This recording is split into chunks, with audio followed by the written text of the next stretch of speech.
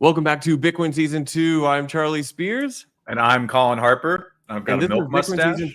This is Bitcoin Season 2 Writer's Room, the editorialized, less scripted, off-the-cuff version of Bitcoin Season 2. We are going to hit a few things. It's going to be mostly politically related, so please don't turn off. We're going to kick it off with the Marathon Trump block. Not getting blocked by Trump, but rather blocking Trump himself. We'll explain what that means. And then most importantly, Colin and I are going to rank your strategic Bitcoin reserve bills. They are not all made the same. So it's a political episode. It's a politically themed episode. We're not going to get that political, but we've got a tier list and we're going to explain some of the proposals on the table. But without that, Bitcoin Season 2.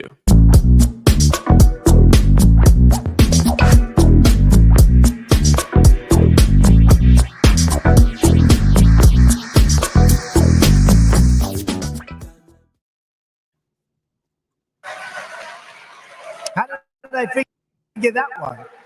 Never sell your Bitcoin. And so, as the final part of my plan today, I am announcing that if I am elected, it will be the policy of my administration, United States of America, to keep 100% of all the Bitcoin the U.S. government currently holds or acquires into the future. We'll keep 100%. I hope you do well, please. And so that was 6 months ago. That was the shot heard around the world. 10 days after he almost got assassinated. Yeah. That kind of shot heard around the That's world. A really good point. And anyone who was at the conference, that was a Trump's keynote from Bitcoin 2024 in Nashville. Anyone who was at the conference know that security was crazy. A developer actually slipped through the metal detectors, and that delayed his speech by about like an hour almost, I think. But in that speech, Trump basically promised to establish a strategic Bitcoin reserve by simply not selling the roughly 200,000 coins that the U.S. government holds. This kicked off a discussion that will be at the center of our stream today of the whole strategic Bitcoin reserve concept, both on the federal level and now on the state level, where a bunch of bills have been cropping up left and right. This conversation has been accelerating. But before, sorry, go ahead, Charlie. Well, I mean, speaking of accelerating, like, I'm trying to make some play on like accelerating transactions, because this gets into mempool.space, where this morning, the morning of Friday, the 17th here, we saw Marathon Pool mine a very curious looking block. I think this is one of the more season 2 blocks you can ever imagine. I will show it up here. This is mempool.space. It's everyone's favorite block explorer for Bitcoin, and you can see here Marathon Marapool behind a very curious looking block. This is unmistakably Donald J. Trump's head, the once and future president. And file this under the ass kissing has already begun, to an absurd degree. And this is like the domino meme, right? Where like the dude has the tiny domino. Yeah. And it's like Casey Rodomore issue is the ordinals protocol. And now Mara is mining a block with Trump's face. It's a Casey connects the template design. Casey connects his MetaMask for the first time and gets rugged for all of his ETH. to Trump's face is now enshrined in the most popular block explorer. So for the average person who doesn't know what this is, like Colin and I, for the listeners, are looking at mempool.space, and mempool.space visualizes, according to their own kind of rubric, like, what does a block look like? So they'll show the large transaction as bigger blocks, and they'll show the smaller ones the bigger blocks, and they'll color them differently based on what they do. And so recently, in this past year, post ordinals, some very clever people, namely Portland Hoddle, with Marathon, have figured out how to game the actual like construction of their own blocks they produce, and to make it actually show up on mempool.space as an image. So they kind of did the first version of this with the Marathon block, which we talked about. I talked about with Portland on our previous episode of Bitcoin Season 2. And today we saw a very, very iconic Donald J. Trump stern stare pop up What's And the block number for this one? I think this one is block number 879613. Okay, I don't understand. Okay, now it's doing this for me too. I clicked on Mara's tweet, and can I share my screen really quickly? Yeah, Because sure. it shows you a different Sorry. I have a certain filtering on. It's the Oh, default that's filtering, why. and I forget what do I click? Here, Basically, yeah. I'll share mine because I have it. So this is the full picture without the blue lines at the bottom. It's got 47 on his lapel for the 47th president of the United States. I don't think that you could, enshrine Trump's presidency, his second presidency, better than with this ultimate shit post for the ultimate political shit poster. This is something that is pretty incredible. Yes, it is obnoxious. Yes, it is somewhat nauseating in how obsequious it is.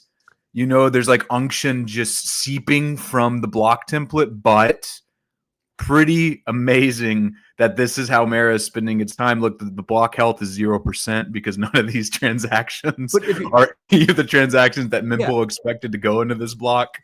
And the thing is, like, a lot of people would be like, oh man, they could have processed all these transactions instead of doing all this like shit coinery stuff. And I'd be like, yeah, it's a little shit coinery, but also like this cost, if you took the transactions they would have included and the difference that they would have made normally processing transactions versus their own, it would have been roughly $1,500. A block is over $250,000 per block. And so this is basically an advertising cost of about $1,500, and it is being talked about everywhere on social media. Maybe Trump himself sees it and sees Marathon as a notable public company. And on maybe Fred Thiel will get a cabinet seat because of this. Maybe Fred Thiel will get a cabinet seat. My question with this is, like, certainly they had to submit these transactions themselves, right? To like actually make sure that they had the right structure. Yeah, I actually talked with Portland Hoddle on a previous episode of Bitcoin Season 2 exactly how this is constructed. So basically, they'll test this out on testnet or their own signet, but because mempool.space's code is open source, they can know how the transactions will show up, but they have to guarantee that other transactions don't accidentally get in. So they have to be kind of like, they have to put some bumpers around it. And you can visualize this. You have to arrange the transactions in a specific order, and you have to make sure you don't accidentally broadcast them so somebody else doesn't mind them. So then the other last kind of backflip that Portland did on this block that was constructed is, if you look in the opereturns for the listener are unspendable outputs. You can include messages, arbitrary data in these opereturns, and here you have the words Marathon Digital Holdings welcomes Donald J. Trump as the 47th president of the United States of America. And then we have the Bill of Rights in all the opereturns. Wow, really? This block, we're talking hundreds of transactions, hundreds of discrete of lines, all in this block. So shout out to the technicians behind this. It is both a beautiful shitpost and a beautiful demonstration of technical block template construction. You just want the best block templates being made in the USA, and this one sure was by pretty much every account that you can imagine. Okay, so the Trump shitposting art notwithstanding, putting the Constitution in the block goes pretty hard. It goes pretty fucking hard. That goes pretty hard. This was a kind of monumental effort. And one of the cooler things to see from Marapool, we like to see this rather than sanctioning or filtering out OFAC sanctioned transactions. But yeah, if you remember, this is Marathon, the one that a few years ago 2021 was bonked on the noggin for being a little too eager to do OFAC sanctioning, which is ironic because today, as you may read in the most recent Blockspace newsletter, there or previous ones, there is suspicion of F2 pool OFAC sanctioning addresses. That will probably be another episode for Bitcoin Season 2 Writers Room. But before, enough of that. Yeah, it's time to get into why the people are watching. The people want tier lists, Colin. The people do want tier lists, and they want to know what's up with these strategic Bitcoin reserve proposals that everyone's talking about? Is this safe? Is this something I need to talk to my kids about? Do I need to wear protection when fingering through these files online? This is what the people need to know. So for today's show, we're going to break down I believe it's 8 proposals at this point across 7 states, because Texas has 2, everything's bigger in Texas, that are proffering some kind of Bitcoin strategic reserve strategy. There are varying levels of sophistication to all these proposals. One of them from North Dakota isn't even a bill yet, and they all have different allocation weights that they would allow. So we wanted to have this episode to break them down, give people an idea of what exactly is being promised, and also give our gut reactions on which ones might be better and which ones actually have a chance of potentially passing. Yeah, because it's not like just there's one boilerplate like language document floating around being copied. There are some that mirror others, and then like it's also important to add a little context to like what does this actually look like on the ground in this particular state legislature. So that's important. Colin and I did the digging. Disclosure: I live in Oklahoma. I'm on the board of the Oklahoma Bitcoin Association. We've been involved in bringing forward the Oklahoma legislation ourselves, so I am biased, and we did rank it very high. So any other context before we pull up the chart? No, I don't think so. Let's go ahead and rip it. I guess the last context is say go to blockspace.media for the full article where we go into detail and provide our rankings as well, but you can read the article there if you're more of a visual person rather than auditory. But that's it. Let's dive into it. That's it. Okay, so I have up on my screen for the listener, I put one like the classic tier list, S, A, B, C, D, E, F up on the screen, and I've got the states down below. And so we're going to take the 7 states and give them an arbitrary rank. So, but the first one, I did just jump out ahead and say, the first one we're going to do Oklahoma. So it's the second most recent. Another Wyoming just dropped their bill this morning. But Oklahoma did earlier this week. And Representative Cody Maynard introduced House Bill 1203 with the help of the Oklahoma Bitcoin Association. Allows the state treasury to invest in Bitcoin and digital assets. But the catch is the market cap of the asset that the state can invest in cannot be below $500 billion. So that's an average of a $500 billion market cap. As average over the previous year. So it's neutral about crypto assets. Doesn't matter which, doesn't make any providing language for like which cryptocurrency you can invest in. It just has to be over 500 billion in market cap. So the thing is, there's only one crypto asset with that over that market cap, which is Bitcoin. So this is a bit of a clever way to be neutral and to also be very explicitly like, well, it's just Bitcoin for now. So, and then the other kind of language that the bill adds like guidelines and definitions to say for like, here's compliance, here's what a stable coin can and can't do if it's going to be in the treasury.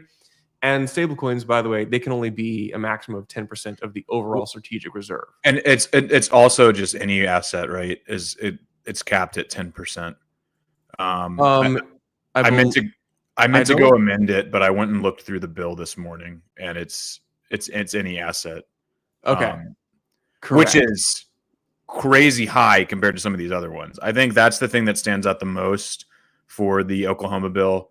The provision of 500 billion is a big one too, just for being a little more conservative, saying we're not just going to put any shitcoin in there. But also 10% allocation of state funds is a lot. That's like a lot for a state. Like that's more than we say. That's more than like anyone but the most hardcore Bitcoiners often say for like people getting into Bitcoin for the first time. So yeah, because they don't want people to like egg their house when Bitcoin draws down 70% after a bull market. If you only have like 5% of your assets in it, it doesn't matter as much. If you tell your best friend to YOLO like half of their life savings into it, and then their life savings depreciate at a rate of 70% after a bull market, they might not talk. Can you imagine the state of Oklahoma absolutely top ticking the next bull cycle, bro? I would have to go into hiding. That's what's kind of funny about these, though, is these are coming at a time when we're kind of mid-cycle at this point. So it's like we could top out at any point in 2025. I mean, we're going to talk about the national at the end, but I'm biased, so I think this is one of the better bills. Colin, you let me rate it an S tier. Do you have any comments before? I would just say I don't know if I let you do that in as much as like I actually do agree when you compare it to the other proposals. The reason why I like it having an S tier is because the 10% allocation is incredibly aggressive and gives them room.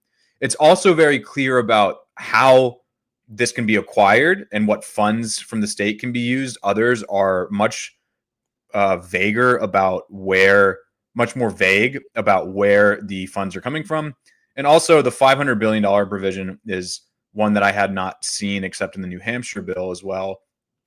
Yeah, so I think it's just inspired from the New Hampshire bill, I think. Yeah, that makes sense. And it's just really well defined. And so, and I will say, I think it's good that it also leaves it open to other digital assets should the state decide to do that. The reality is, like, I'm a pretty hardcore Bitcoiner, but like, in order to like talk about these things and to put legislation together, you got to be crypto neutral. You got to be digital asset neutral.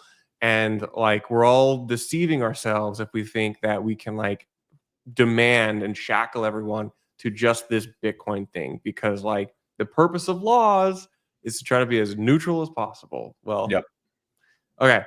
The next one we have is the most recent one as of this morning, which is the Wyoming Bitcoin Strategic Reserve Bill, which would authorize the investment of state funds and permanent funds into Bitcoin. I'll let you take this call. Yeah, this one's got some interesting provisions, and this one gets we'll talk about the rank after I'm done. Yeah. So the bill basically allows the treasurer to take up to 3% of the state's general fund, permanent land fund, and mineral trust fund to buy Bitcoin. And if it appreciates above that 3% threshold at any point, they don't have to rebalance the portfolio, which I thought was a really interesting provision, because it's not really clear with some of these other ones, but it almost seems like they say it can never go above this threshold. So like, let's say maybe in Oklahoma's case, they buy like 7% allocation and then Bitcoin rips and it goes above 10% of the state's funds, then they would have to theoretically rebalance the portfolio and sell some of that Bitcoin, divest the reserves so that they don't, graduate above that level. But this one says that if it appreciates, like just let it ride. You just can't purchase more on top of that after it appreciates, which is interesting because there's almost, if you want to go hyper bull, $100 trillion USD stock to flow Bulltardia mode for a second, like there's almost a race against the clock with this, where you would want, if you're Wyoming, to purchase as much as possible over the next few years up to that 3% cap, because there's probably going to come a time, if Bitcoin succeeds in the way that we all think and hope it will, where you're not going to be able to add to it, because it's just going to appreciate so quickly that it's going to probably outperform all the other funds. I mean, now obviously these funds can grow themselves as well, but you might, the game theory there is, do they actually grow in tandem with or faster than the Bitcoin reserve? And I think some people would say they probably won't. Yeah. So the bill also includes good language about qualified custodians and security solutions and ETF products, stuff like that. This is the interesting one. I think it's the only one that I saw, and I could be wrong, I need to double check this, but they actually stipulated that it can be an ETF as well. So like hardcore Bitcoiners might not like that, but I think this is a very practical. I think for a like the DMV sucks, and sometimes the post runs 2 weeks late. Do you really want government holding physical coins? If it's the right people, yes. But, I think for some of these suits, it would be much better for them to just go to VanEck or Bitwise or Fidelity and just buy shares of their ETF. Yeah, right? But bro, the black pill thing is like, I mean, if you buy it through BlackRock's ETF, it's just the same qualified custodian, which is Coinbase, as you would also buy. That's actually a really fair point. It's all the same thing. I'm just imagining though a scenario where like one of these bills, if passed into law, actually has a provision to where the government can set up its own custody, and like there's like some like 20-year-old intern who has the multi-sig keys just locked in their drawer in the state capitol. He's got the Bitcoins. He's got a 2 or 3 multi-signature wallet with Unchained down in. Yeah, I can imagine that. James, you're one of them Zoomers, right? You like those crypto coins. You should be the one to be in charge of the custody. And meanwhile, he's got just like his MetaMask newly integrated with Bitcoin. And he's just like balls deep in pudgy penguins, and there's like nothing else. So a couple other thoughts. The Wyoming bill is a little heavy on like, I would say, some like overly Bitcoin language, like includes like reference to the white paper, which I think is a little bit superfluous, but regardless, we get it. We did get a quote from the Representative Wasserberger with a very based quote, which is, Wyoming is the state that is always known to be the first or last to do anything. If Wyoming is the second to pass, this is going to feel like the last. The great state of Wyoming is one of the only part-time state legislators. So if we are able to move things here more quickly, it's essential Wyoming passes this bill, because if the rest of the country continues to do so, Wyoming will be able to benefit from the rest of this country's mass adoption. He says, if we let this opportunity pass it by, it will forever be known as the biggest mistake Wyoming made.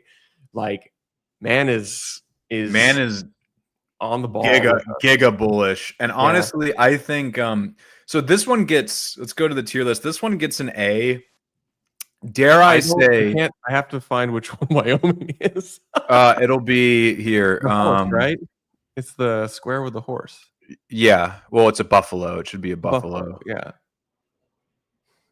Where the hell is it? Is it up there to the right? No, that's North Dakota. What if this map did? What if this didn't? Oh, is this one? Yeah, that's Wyoming. Okay, this gets an A tier. Dare I say it almost deserves to be an S. The only reason and I'll explain why. The only reason I gave it A is because the 3% is a little, I mean, it's better than some of the other ones, but it's much lower than that 10% from Oklahoma. But the provision where you don't have to rebalance the portfolio, I think makes it interesting and makes it stand out. The reason I say it almost deserves to be S, or like maybe S, /A,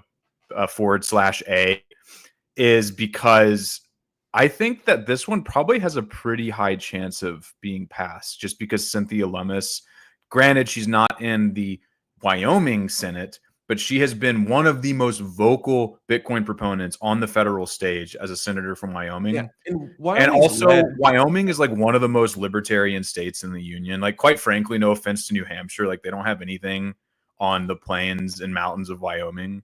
Like, some of the most like, get the fuck away from me, don't tread on me people live in this state. Yeah, very based people up in Wyoming. So we'll see. Wyoming's been at the forefront of like crypto legislature pretty much since the beginning. I think Kraken even relocated there because of it. Wow. So, and there are a bunch of other things like, Caitlin Long is establishing that fully, that basically that Bitcoin bank that is like fully backed by crypto assets. So okay, there's a lot going on in Wyoming. It's a state that has been very friendly to Bitcoin and digital assets. So But so moving on, back to New Hampshire. Die hard state. I'm just kidding. People in New Hampshire, you're fine. Your state's fine. Live free. We have a typo here. Live free of die, which is also pretty based. It's a pretty based term. That's a Brian, the guy who wants to live forever joke right there. Oh, Brian Johnson. Brian Johnson joke. Live free of die. Okay, so this bill introduced by Representative Keith Ammon, I hope I pronounced that right, goes beyond just digital assets and includes precious metals like silver, gold, and platinum. Notably, the bill doesn't actually mention Bitcoin and just uses the broad term digital assets. This is to be expected for a lot of these. Similar to Oklahoma, I think it's more like Oklahoma, similar to New Hampshire, requires digital assets to be in the proposed reserve to have a market cap of at least 500.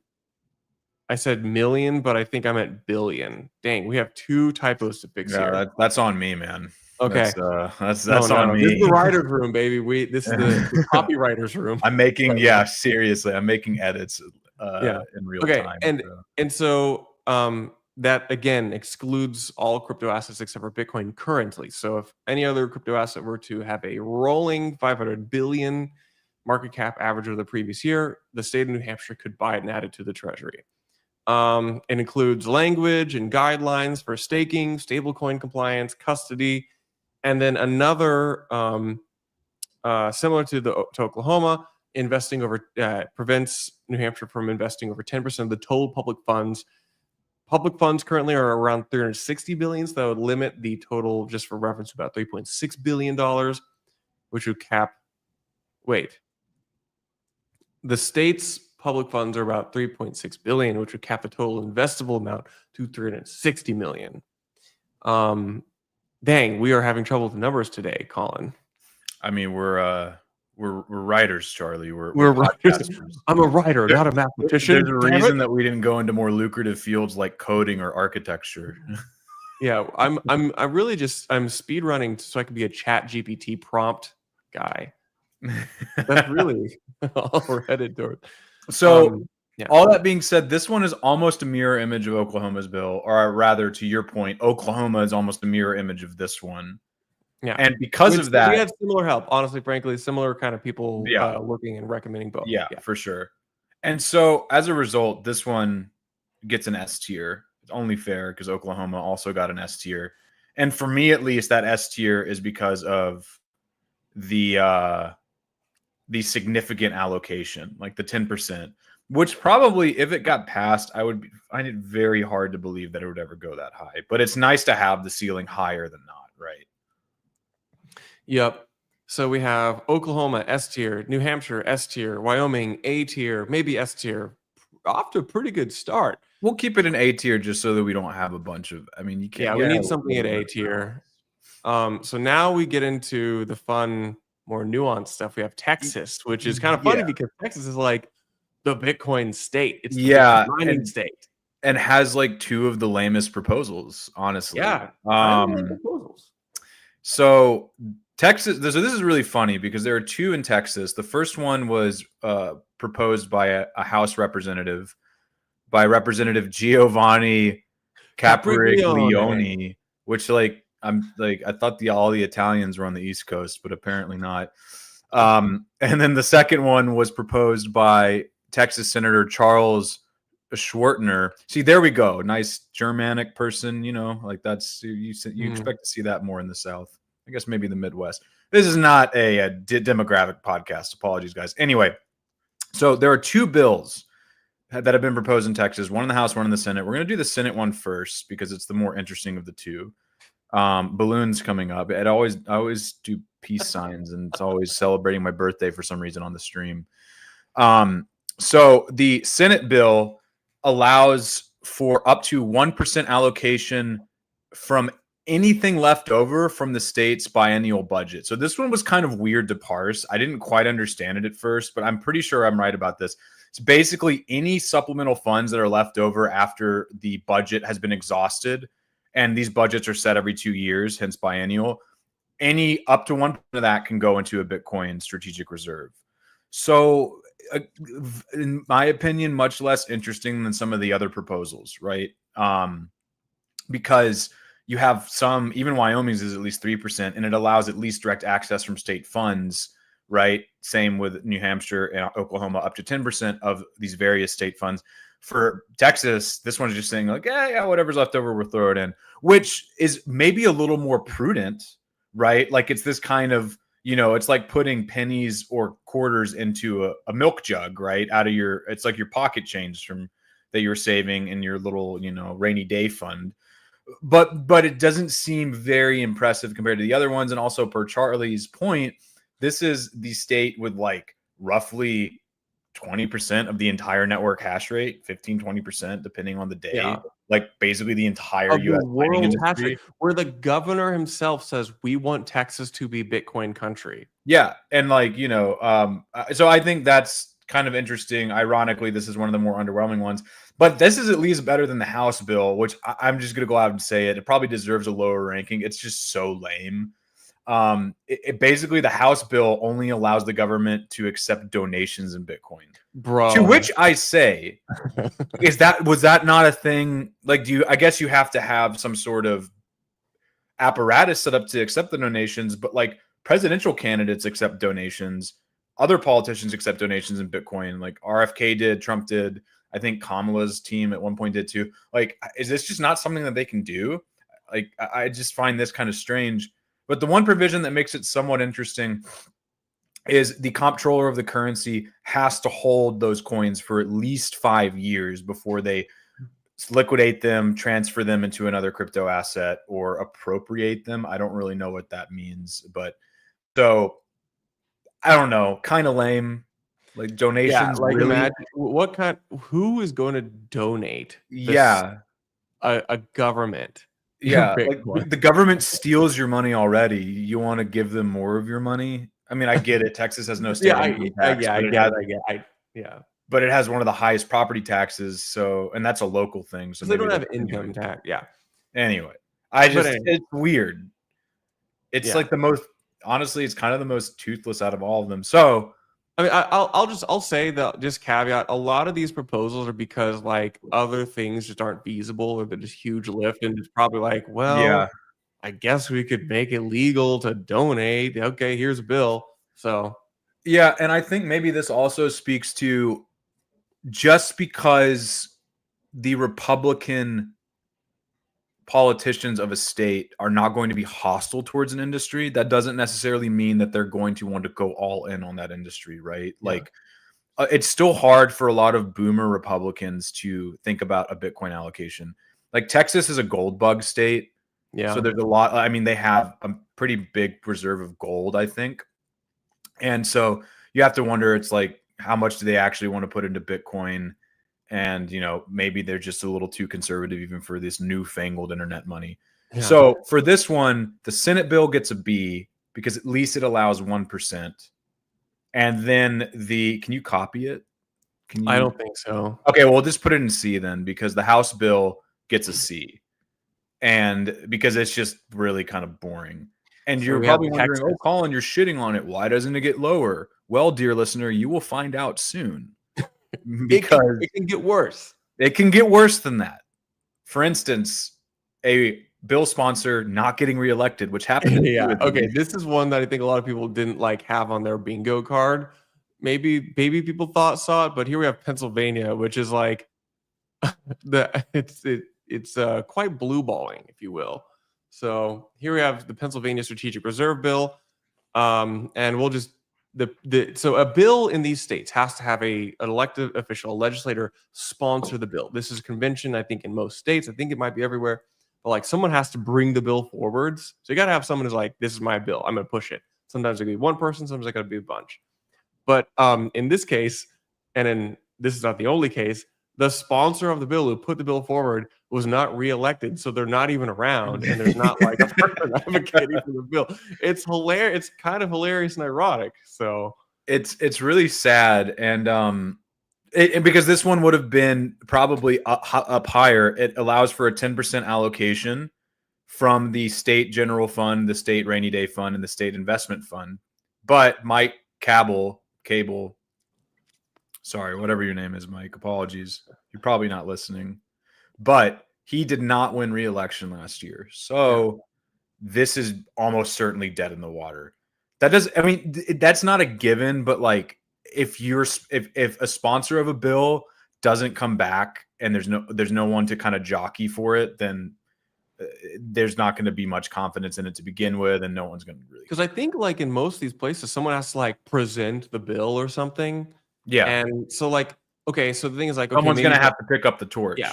So somebody has to pick up a sponsor. Like if this is like allowed or whatever, and another sponsor comes along in Pennsylvania says, this is my bill now, yoink. This bill immediately goes up to like A or maybe S. Yeah. So this one gets an F. Just because it's really not likely to happen. It doesn't even show up on the screen with our cutouts, but there you go. Pennsylvania with a really cool flag, by the way, really cool seal. Dope flag. Yeah. Dope flag. But we're not ranking flags, we're ranking bills, and it's an F here. Okay, North Dakota. So this one is not a proper bill yet. And I don't know how North Dakota's legislative process works. Forgive me, I'm not a lawyer, I'm not a poli-sci person. But this was a resolution that was submitted by a handful of representatives in the North Dakota House. And it's very vague. It allows the state treasurer and state investment board to invest, quote, selected funds in digital assets and precious metals, end quote. Again, not a proper bill yet. It's going to probably be deliberated on before they present it as a bill, if they ever do. And until it becomes an actual bill to go to a vote, I don't think we're going to have any information on which funds will be eligible to invest in this, what allocation they think is appropriate for this. So I give this one a D because it's at least not dead. It's actually a little baby. It's very nascent, but there's no clear indication that it'll become a bill, and there's really not any good information. I believe that's North Dakota. This is North Dakota, a cool like eagle looking thing.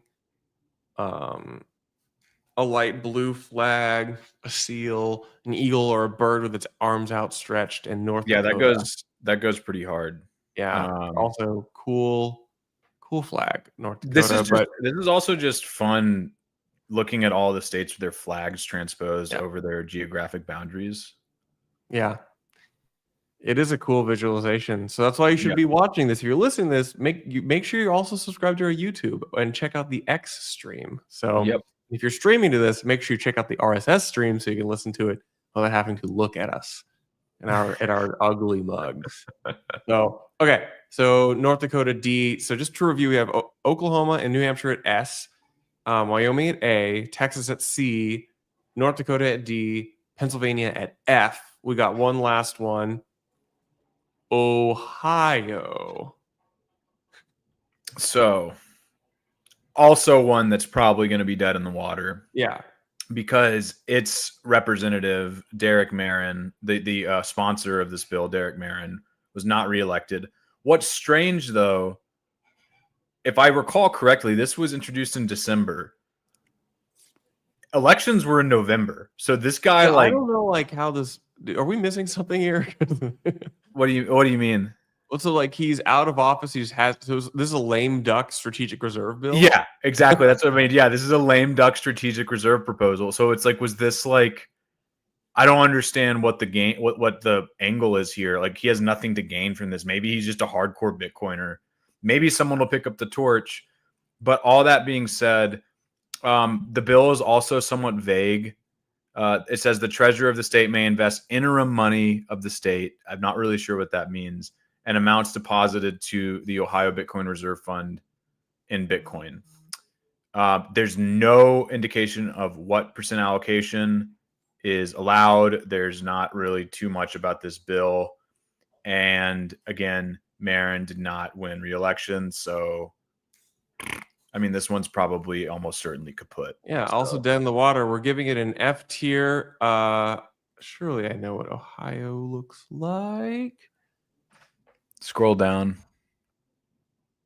This is it. Yeah, there it is. So yeah, we're giving it an F. It might be an E because it was, I don't know. We'll just give it an F. Yeah. It's it lost its sponsor. That's kind of a meme bill now. Yeah. Yeah. 100%. Ohio does have a really good blockchain council. Shout out Andrew Burchill and the other people working in Ohio. They've put themselves on the map as kind of up there in the state pantheon with Texas and Wyoming. Also another state alongside other Rust Belt state, Pennsylvania, that has a very thriving Bitcoin mining industry. Yeah.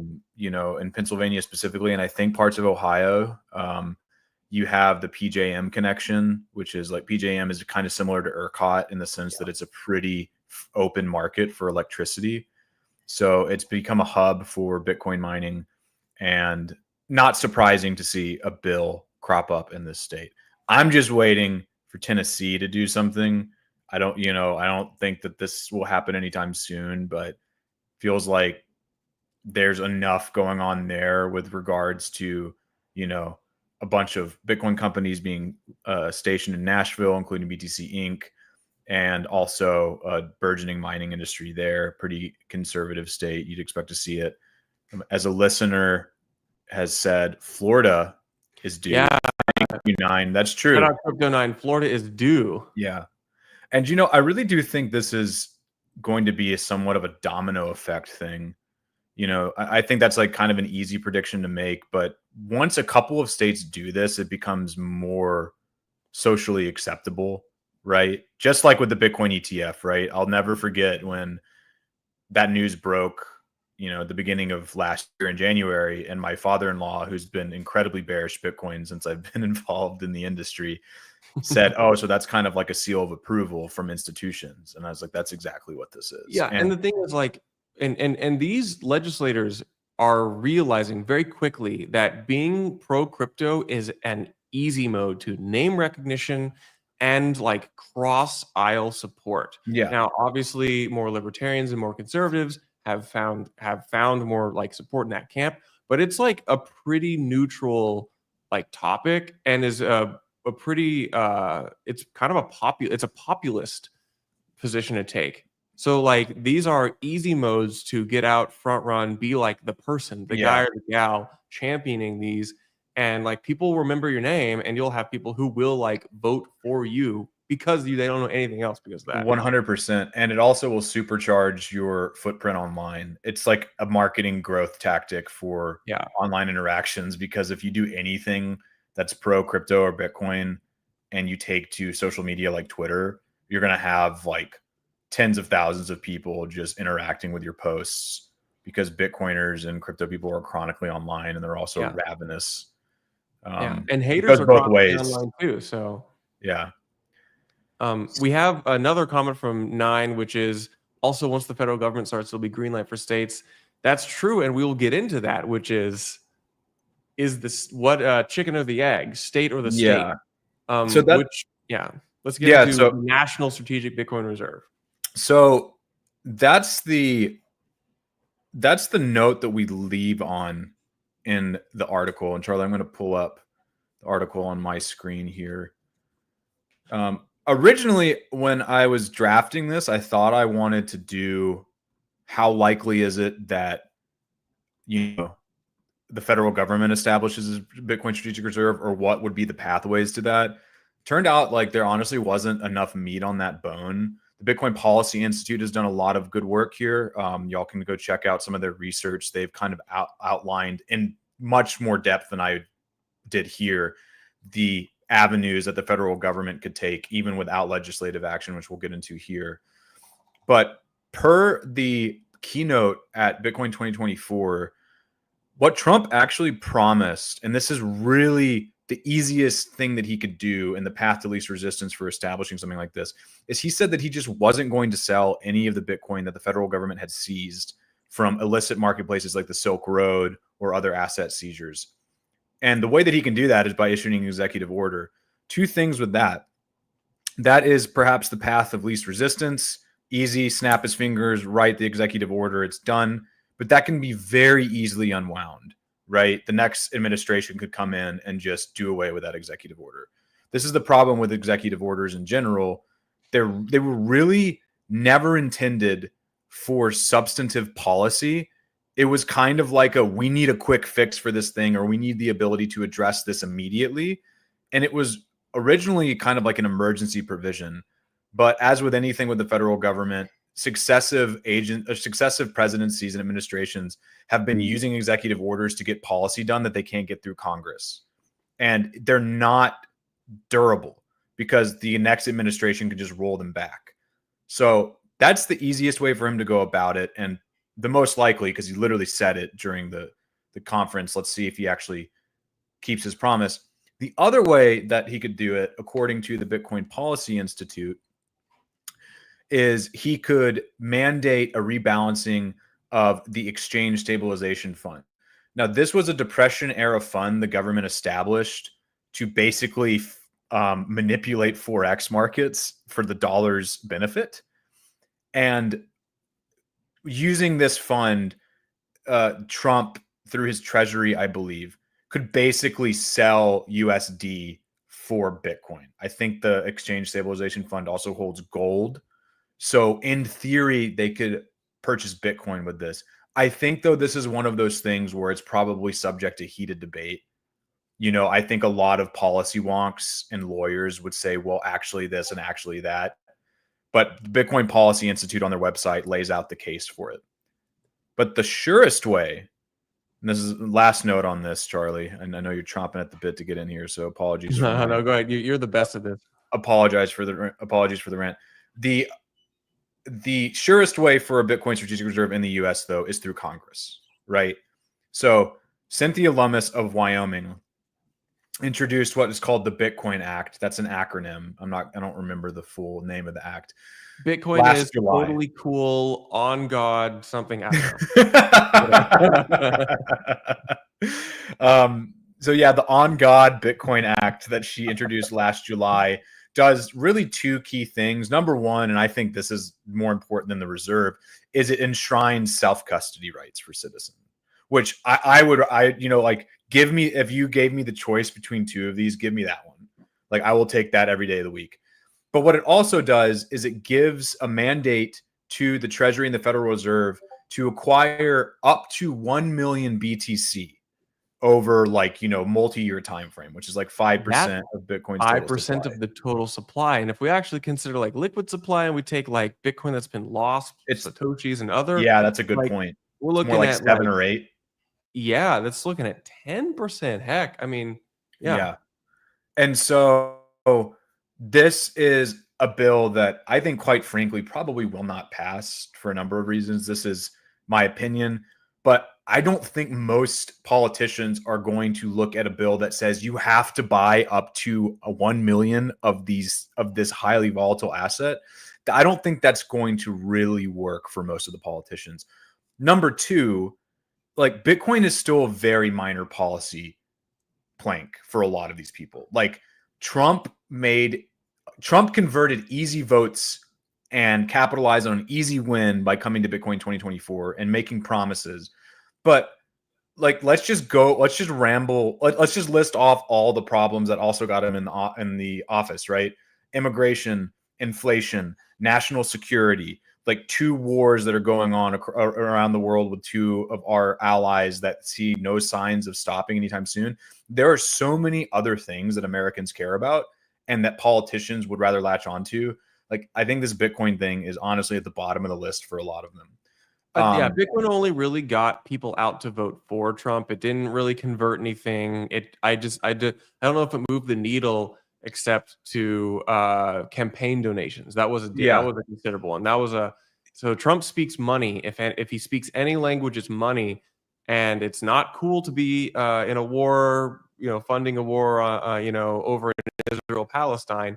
It's not cool to be not making money. Trump likes to make money, and he likes to get donations from the largest single issue PAC and one of the largest, most politically active, new wealthy donor bases of all time in human history. So that's the crypto industry, and he likes that. He speaks money. I mean, look at that. But like even the past week, man changed his tune, if he ever even had a tune, on like Bitcoin Reserve. He mentioned Solana and XRP this past week, which shout out my Solana smooth brains, but XRP, man, if you want to trigger anybody in the industry, honestly, anyone. XRP is the one thing that really unites all of the different tribes in crypto, because it is the most